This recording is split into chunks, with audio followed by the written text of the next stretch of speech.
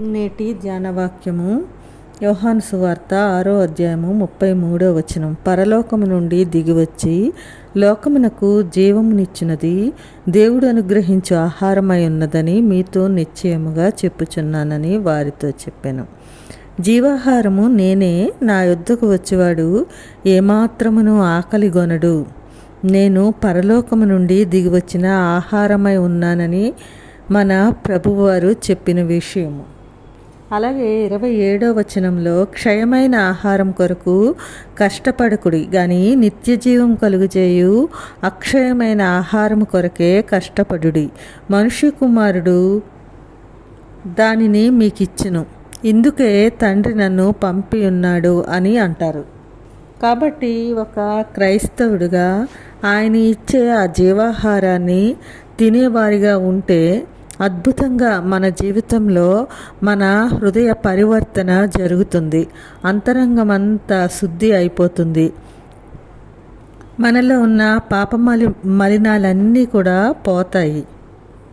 భౌతికమైన ఆహారము, అదే ఆయన అంటారు క్షయమైన ఆహారం కొరకు అని.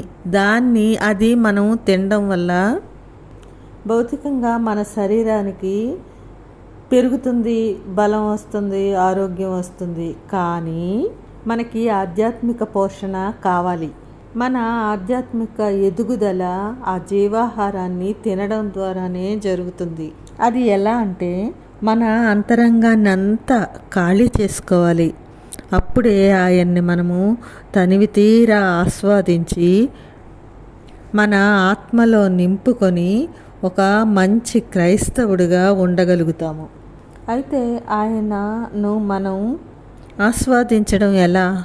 ఆయన్ను పైన నోటి మాటతో నేను ఎంతగానో ఆయన్ని ఆరాధిస్తున్నాను, నేనెంతో భక్తి గలవాడిని, నాకు ప్రతి వారము చర్చికి వెళ్తున్నాను, వాక్యం వింటున్నాను, వాక్యంలోనే ఉంటున్నాను అని అనుకుంటాం. మనం లోతైన రీతిలో మన ఆత్మలను తెరిచి పెట్టుకోవాలి.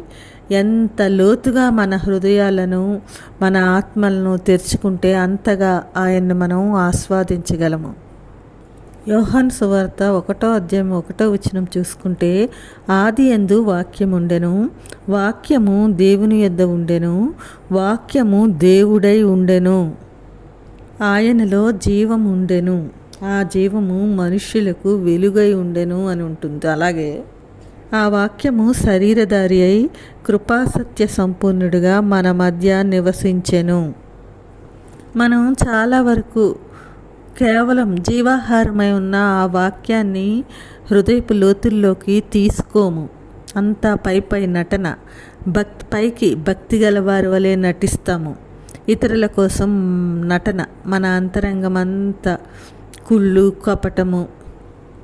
ఎప్పుడు మనం ఆయన్ని మన ఆత్మలో ఉంచుకుంటాము అంటే దేవుడు ఏమై ఉన్నాడో, ఆయన ఏమి సాధించాడో, ఆయన ఏమి నెరవేర్చాడో వాటన్నిటినీ మనము మన ఆత్మలో నిరంతరము నెమరు వేసుకునేవారిగా ఉండాలి. ఆయన సృష్టిని, నరావతారమును, అలాగే మానవ జీవితము, అలాగే శిలువ మరణమును, పునరుద్ధానమును, ఆరోహణమును నెరవేర్చారు. అలాగే ఆయన ఏమై ఉన్నారో, ఏమి కలిగి ఉన్నారో, ఏమి సాధించారో, ఏమి నెరవేర్చారో అదంతా కూడా మన ఆత్మలో ఉంచుకొని దాన్ని మనం విందారగించాలి. ప్రభువును ఎప్పుడైతే మనం మన ప్రభువుగా స్వీకరిస్తామో అంతవరకు మనలో మూయబడి, కప్పబడి, దాచబడి ఉన్న అడ్డగించవలసిన ప్రతి దానిని, మనలో ఉన్న ప్రతి మలినాన్ని వెలికి తీసి బయటకు పంపిస్తేనే కానీ జీవాహారమై ఉన్న ఆయనను మనము తినలేము. ఆయన ఎంత ప్రశస్తమైనవాడు, ఎంత పరిశుద్ధతతో నిండినవాడు, ఎంత గొప్పవాడు అన్నదాన్ని గ్రహించగలిగితే ఆయన్ను నిండారా మన జీవితంలోకి ఆహ్వానించగలుగుతాము. అపోస్తుల కార్యాలు 17:25లో ఆయన అందరికీ జీవమును, ఊపిరిని, సమస్తమును దయచేవాడు గనుక 28వ వచనంలో మనం ఆయన యందు బ్రతుకుచున్నాము, జీవించుచున్నాము, ఉనికి కలిగి ఉన్నాము అంటారు పౌలు గారు.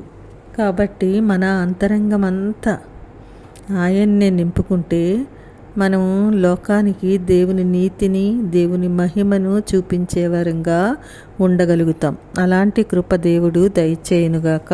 ఆమేన్.